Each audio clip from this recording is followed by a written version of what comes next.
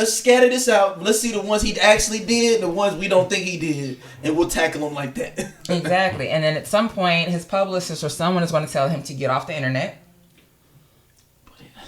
They should have been did that. They should have been did that. Somebody need to go in there and change his password. Like he needs to get take off. His phone. No, I'm talking about like just give me all your social media. I just want to check on stuff. Change all them passwords. Get out of your shit. You can get out of it. Yeah. Since we're mentioning West Coast a little bit, Questlove has some thoughts on the Drake beef with Kendrick, and he also says Tupac's hit must be disqualified as a rap beef song because it sounds like a jazz song. He said Luther Vandross would sing over that. Because it's the Dennis Edwards. Yeah. But now, did you guys watch the clip of him talking about it? I just read. I didn't see the clip. Well, it's interesting. I didn't know that they didn't get the rights to Dennis Edwards, so that's actually Death Row's band playing that. Oh, I didn't know that either. Which is actually even more impressive. That's dope. This sounds just like it. Yeah. And my whole thing is also, the reason he took that is because it was the Get Money remix to Beat 2. Yep. But they actually sampled it because they had the voice in there. Yeah. Questlove, sir, like no. So it's also to the Drake. Drake Kendrick. Yeah. So he said, the quote that I saw, he said, "Nobody won this war. This wasn't about skill. This was a wrestling match level mudslinging and takedown by any means necessary. Women and children and actual facts be damned. Same audience wanting blood will soon put up RIP posts like they weren't a part of the problem. Hip hop is truly dead." I would like to point our viewers to. I know where you're going. 2001 MTV Unplugged Jay-Z. The house band was The Roots. Questlove was happily drumming away to Takeover, which is a diss track. We run New York. Talking about Nas and his baby mama. Nas's baby mama. So when did hip hop die? Did it die in 2001 or is it dead now? Because if your problem is that this rap beef involved children and baby mamas and all of that, I mean, sometimes you evolve, you grow as a person, right? And what you thought back then and how you feel now can be different, right? I don't have the same opinions that I had in 2001, and I hope that some things you stand on, but you grow as a person. Totally get that. But sir, I need you to mention that though. I need you to bring that up. I need you to bring it up. I don't want us to have to remind you of what you did. If you want to say, and even when I did the thing with Takeover, when I look back at that, I think about, well, look, if you want to be retrospective like that, hey, I'm with you. But don't just throw out there, because they did this, now hip hop is dead. Well, you contributed to it. That's all I'm gonna say. You may not have sang the words or whatever, but you was out there, a little drummer boying it up in the back. Right. Mic drop on that, like so rim shot. Yeah, I mean, it's just interesting him just saying that. I mean, he's just the old man thing, but he knows hip hop. I'm not taking any of that. He knows hip hop and music more than probably most people in this world. Absolutely. Absolutely. But I just don't. This one is just kind of tone deaf. In this, and the Tupac one, that one was just weird. Like, why do you think it sound like a jazz? He made a jazz. Let's say he made a Jasmine song super aggressive and super scary. So that makes it even more impressive to me. He literally said, "That's why I fucked your bitch, you fat motherfucker." Like that, you are set and raps and just raps the rest. And just you are. The table is literally set. You hit play on that song. I ain't got no motherfucking friends. That's why I fucked your bitch, you fat motherfucker. Wait a minute. Who are you talking to? Let me turn this down because my grandma in the other room. Because I didn't know that's what was about to be said. Did not know. Because it was on the single for How Do You Want It. Yep. And people was like, "Dude, you gotta get this song." I was like, "All right, I already got the All Eyes on Me. I don't need to get How Do You Want It." It's like, "Oh, you need to get it side 2." And you flipped and you like, "Oh, I was at the St. Louis Center." I said, Sam Goody. Yeah, hold on. I'll say say this. At that time, Tupac was definitely coming out. That first line of a lot of his songs around that time were those, wait a minute, what the hell? So I always say this with All Eyes on Me. Like, so he had just come out of jail and Ambitions of a right. Rider. So last thing that I heard from him was, Me Against the World. So I'm still listening to Shed So Many Tears.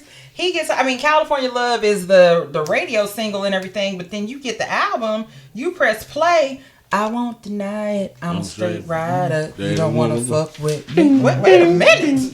Hold on. That's the very first thing that I hear from you when I hit play. So then they hear press play again. I ain't got no motherfucking friend. Oh my God. He is angry. And then the end, a minute and 50-second monologue. Oh yeah, just going crazy. We didn't even know that Prodigy had sickle cell. He just said, sickle cell. He ain't even named out. The niggas had to name themselves. Had to be like, "How was like, it ain't me." This nigga got sickle cell or something. The seizure. Heart attack, some shit. So anyway, fuck Mobb Deep.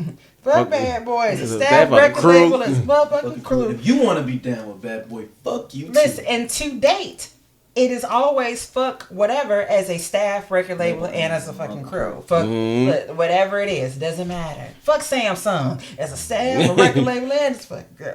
Like, period. Like, that stays in, it's lives rent free. It'll always be said.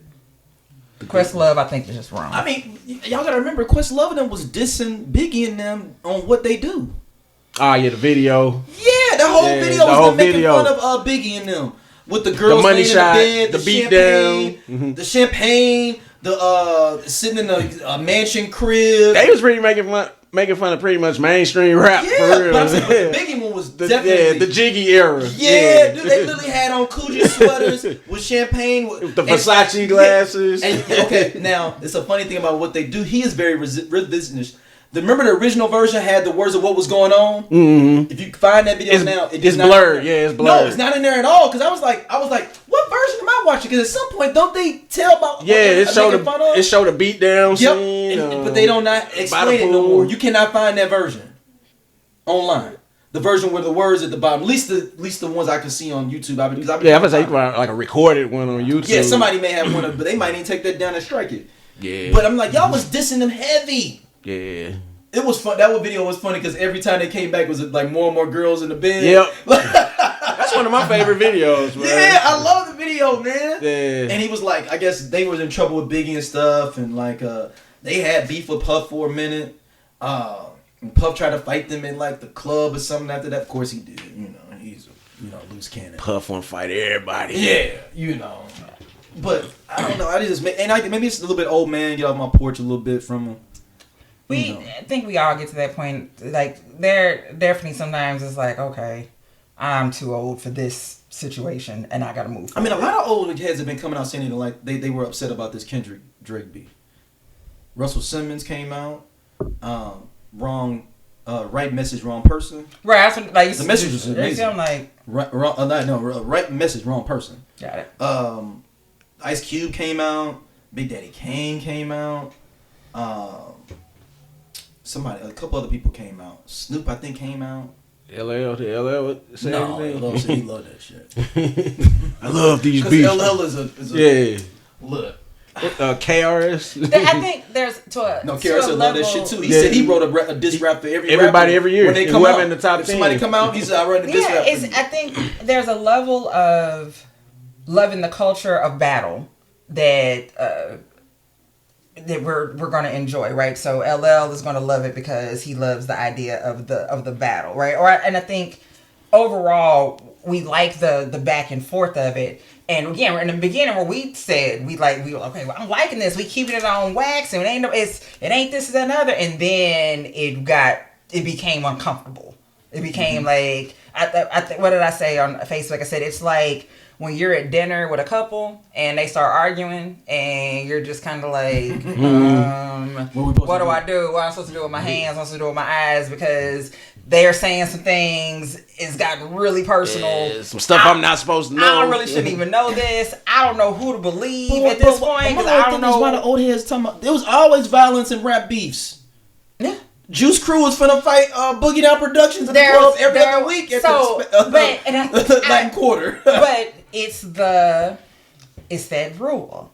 Like, men can go back and forth. Even two women can go back and forth. But but essentially, if two men are battling or fighting or whatever, you left the women and children out of it. Oh, I see. You know what I'm saying? Yeah. So, it's all, I mean, street rules was, I'm just going to chew. I'm going to chew. It's like, you leave the family out of it. So, once you start bringing in the families, that's when... So, Tupac did that first, right? Right. That's when it kind of changes it. Because now, it's no longer about me and you. Now, you're attacking the people that I love. Yeah. And you're bringing my wife into this, or my children, my kids, or my mom, or whatever. Like, why? They have nothing to do with this. This is between me and you. And I mean, I fight dirty. I bring up some shit, but at the same time, like, I don't have a global platform like that. Like, millions of people ain't gonna hear me say some horrible shit about you. But so, like I said, to a big extent, the battle of it, just the back and forth, the lyricism, I think we all respected that. But once it got too personal, messy, it got really messy. And like I said, you're at that dinner table and you're like, okay, I don't know who to believe. This has gotten really uncomfortable. I don't even know where to put my eyes. I'm trying to look on my phone and I can't leave because I actually my car is at y'all house. My phone done died. My phone done died. My car is actually at y'all house because I drove to y'all house and rode with y'all. So like you just sitting there uncomfortable as fuck. Like, what the hell? Can you give me an Uber? Right. That's it. Pretty much like. They upshot. They surging right now. Right, damn, I think I left my keys I'm about to walk 3 blocks and get out the surge zone. Right. Right. Like you're just, and that's where it kind of got, like, towards the end, it got like really uncomfortable. It's like, oh my God, I don't, like, dear Adonis, my God. I thought that was amazing. I mean, no, it's not saying that it's not amazing, but the fact that I'm writing a letter, I'm addressing your son. Yeah, but he didn't diss his son. He was saying that. But I'm not talking to you. I'm talking to your son. Right. But like you have taken, you stopped talking to this grown man, and now you are addressing a child. So like that's again, it's just bringing in extra people that weren't in this, and not adults. Pusha T is bad. Well, he the one that we wouldn't know about his son. Yeah. I've always questioned, will we have ever really known about Drake's son? Yo, we wouldn't have known about it if Pusha hadn't made that record. We'd have never known. I don't think we'd ever. And I did. It is. I'm saying, what diss records brought out some revealing truths? Yeah, but that was some sucker shit. If Drake was finna reveal his son for a Nike ad, that's kind of some sucker shit to do. Like you using the birth of your son for a deal. Was it Adidas? Yeah, Nike? It was a Nike deal. It was gonna be like a $2 million Nike deal to reveal his son through the Nike deal. I'd have done it. To reveal your kid, that's the way you reveal your kid to the world. Yeah. $2 million? That's fine. I'll do that. $2 million. He already a millionaire. This ain't for you, Stacey, right now. I'm like, no, I would do that right now, my damn self. I'd go take anybody's kid and just do that. Like, hey man, I'm gonna meet your kid for this Lion King. Yeah, exactly. I mean, we told you already a millionaire though. Why would you hold him up to the light? I mean, ask. But that's. Ask Kim. Not Kim. What's Kim Kardashian mama name? Kris Jenner. Yeah, Kris Jenner. They would have done it. Oh, man, they've done way worse. That's what I'm saying. Like anything for a check. Shout out to my daughter who's now in this whole mode on YouTube of watching these couple of YouTubers that hate Kim Kardashian. It's this whole series. She's like, Daddy, you gotta sit and watch it with me. And it's this girl from Australia, like, the Kardashians are done for, and this is why. And my daughter's sitting up there like, told you. And like, it's this girl in her room, and like she like, look at all the stuff they doing wrong, Daddy. And I'm like, it's kind of cool because she like on this path. Yeah, she already on it. Right, but then I'm like, man, I just want you to kind of not be listening to somebody sitting in their room doing a video about it. I just need a little bit more hard-hitting journalism for this. But she's only 10, so I got to kind of let it. She'll get there. We just happy that you at least like. Yeah, you into it. Yeah, you into it. You trying to find the truth. Yeah. Hey, shoot, just listen to Northwest is possibly one of my favorite kids ever. Because of her genuineness, just her genuine disdain for Kim. Yeah. Like, she don't give a damn about what Kim got going on. Don't care how rich she is. She don't care how rich she is. You finna get this work. I'm gonna talk shit about you. I don't care. She told her she was living in an apartment. I want to go to my daddy's house. Like she is. What do y'all think it is about Kim that probably nerds her out though? Like to be that young, she's 10 years old and already 10, 11 years old and disliking her. That's a. I mean, so very simply, you still have a connection to your mother at that age. There's a connection that you have, but at the same time, you know what makes sense to you, or what what you feel comfortable with, or what you like, what you don't like, and it's just I feel like. And the divorce. Because she was like maybe 5 or 6, maybe just a few years ago. Yeah, so she saw him divorce. But it's kind of like even before that, like it'd be like little stuff. Like Kim would be doing something, and you heard North in the background joning on her ass. So like, oh really? Like it's North. Like why you wearing? Right? Why you got that on? Like from day one, North has not been here for Kim and her shit, and it has nothing at all to do with the divorce. Like I absolutely love it. It's just the fact that North has her own mind. And her father is Kanye, and there's a level of the way that she's able to express herself, as well as she reminds me of Kanye, early Kanye, like before we knew that he had lost his damn mind. But that's his, like, people like, oh, that's his daughter, like that's his daughter, like the Northwest. I adore her because. Like anybody who just is like, I don't like that shit. I love it. I wonder at that age of 10 or 11, like my daughter knows that Kim Kardashian has a sex tape. Like she ain't seen it, but there's these little exposing the Kardashian clan that she be going down a wormhole. It's no way that Northwest don't know. Like your mama did a flick. Oh, they know. So to get a check. They know. North. Yeah, she know. North knows. There was an episode, and I haven't seen the episode of the Kardashian show, but it was a clip. Like the clip, the issue was that I think it was North. North was watching something on TV or on whatever, and whatever. Let's say she was on YouTube or something, and one of the pins, the thumbnails on the side was about Ray J about the sex tape. So she knows. So it's she didn't click. So she didn't click, but it's like. But she's aware of it. Yeah. So yeah, essentially and Kim was so angry but to be fair, like if North is watching a kid's whatever the hell she's watching, right? But that thumbnail on the side, which is one of the issues that a lot of parents have with YouTube, which is why they have YouTube Kids, blah blah all those settings. But like my kid wasn't watching anything that would lead them. To that flick. to get there, right? So how does that happen? So for Kim, it wasn't even a matter of yes, I did this. Like there's only so much. I mean, she's over the embarrassment of it, but it's more or less. I didn't want my kid to see this that way, right? Or why is this even available for kids to see? If I want to tell my daughter about this, I want to have that conversation with her. With Ray J, mama.